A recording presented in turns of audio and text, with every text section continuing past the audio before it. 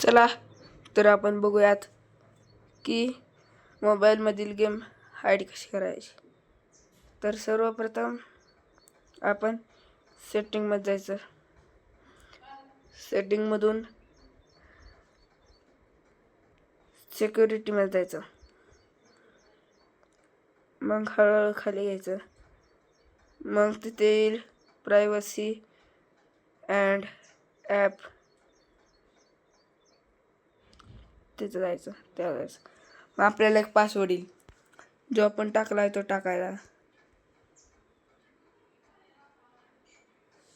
मग इथं ऑप्शन येणार app heading, view heading apps. तर मी जे हाईड केलेले ॲप हे आहेत फ्री फायर, इंस्टाग्राम आणि रेस मास्टर गेम. तर आपण ही गेम इथं वर कुठंच बघू नाही शकत, पण आपल्याला फक्त दिसते.